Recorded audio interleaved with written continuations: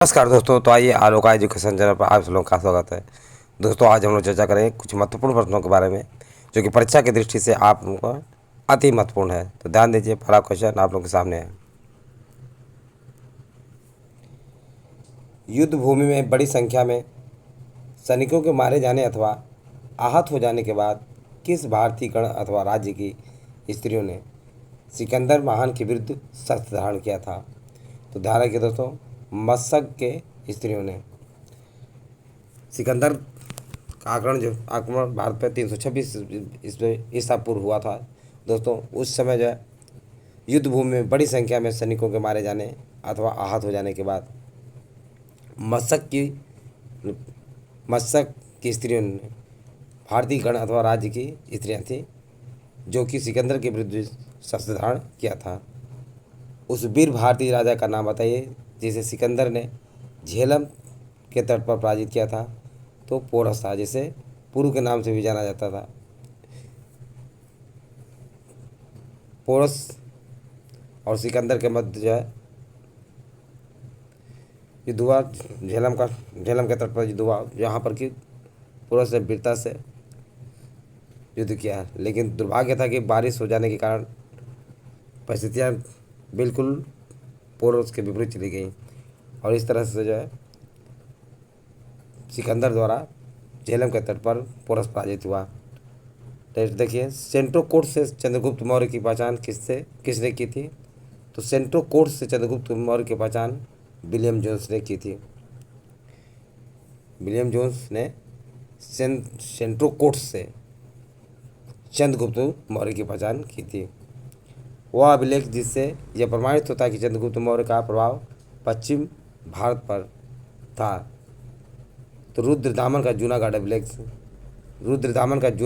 से दोस्तों जो है यह पता चलता है, यह प्रमाणित होता है कि चंद्रगुप्त मौर्य का प्रभाव जो है पश्चिम भारत पर था। किसने सहिष्णुता, उदारता और करुणा के त्रिविध आधार पर राजधर्म की स्थापना की थी? तो अशोक ने की थी। मौर्य वंश का प्रतापी शासक अशोक, जो कि सिकंदर का दोस्तों जो है बिंदुसार का पुत्र था, उसने सहिष्णुता, उदारता और करुणा के त्रिविध आधार पर राजधर्म की स्थापना की थी। अशोक के शिलालेख को सर्वप्रथम किसने पढ़ा था? तो जेम्स प्रिंसेप ने। अशोक की शिला को सर्वप्रथम पढ़ने का श्रेय जो है जेम्स प्रिंसेप को जाता है। इसने 1837 ईस्वी में अशोक के शिलालेख को पढ़ने का दावा किया। मेगास्थनीज ने भारतीय समाज को कितने श्रेणियों में विभाजित किया था? तो मेगास्थनीज ने भारतीय समाज को कितने श्रेणियों में बांटा था? 7 श्रेणियों में विभाजित किया था। मेगास्थनीज मौर्य वंशी शासक चंद्रगुप्त मौर्य के समय में भारत आया था। किसके समय में आया था? चंद्रगुप्त मौर्य के समय में जो है मेगास्थनी भारत आया था। ये सेल्यूकस निकेटर का क्या था? राजदूत था। तो सेल्यूकस निकेटर का राजदूत मेगास्थनी जो है भारतीय समाज को कितने श्रेणियों में बांटा था? 7 श्रेणियों में बांटा था। किस अभिलेख में रुद्रदामन प्रथम की विभिन्न उपलब्धियां वर्णित हैं? तो जूनागढ़ अभिलेख में दोस्तों जो ध्यान रखिए, रुद्रदामन प्रथम की विभिन्न उपलब्धियों का वर्णन किया गया। विक्रम एवं शक संवत में कितना अंतर वर्षों में है? तो 135 वर्ष का अंतर आता है। विक्रम संवत 57-58 ईस्वी में शुरू हुआ और वहीं जो है शक संवत की शुरुआत 81 ईसा पूर्व हुई। नेक्स्ट देखिए, पहले रानी शाक जिसने भारत के कुछ भाग को अपने अधीन किया था? तो डेरियस प्रथम था। डेरियस प्रथम पहला ईरानी शासक था जिसने भारत के कुछ हिस्सों को अपने साम्राज्य के अधीन किया था। किस वर्ष जनगण मन को भारत के राष्ट्रगान के रूप में अपनाया गया था? तो 1950 ईस्वी को दोस्तों जो ध्यान रखिए, जनगण मन को राष्ट्रगान के रूप में अपनाया गया था। और इसके रचयिता, इसके लेखक कौन है? रविंद्रनाथ टैगोर हैं। कौन है? रविंद्रनाथ टैगोर हैं।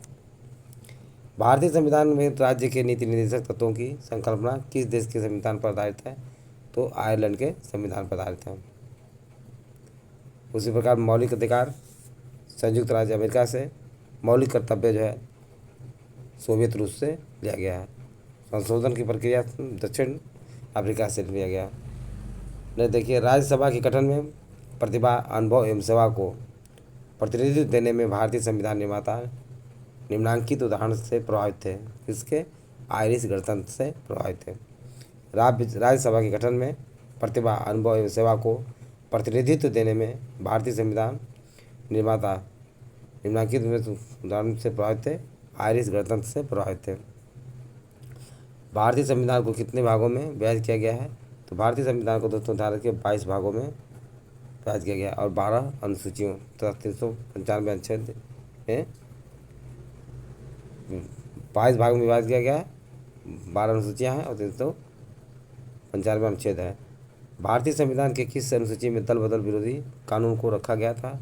तो 10वीं अनुसूची में दल बदल विरोधी कानून को रखा गया था।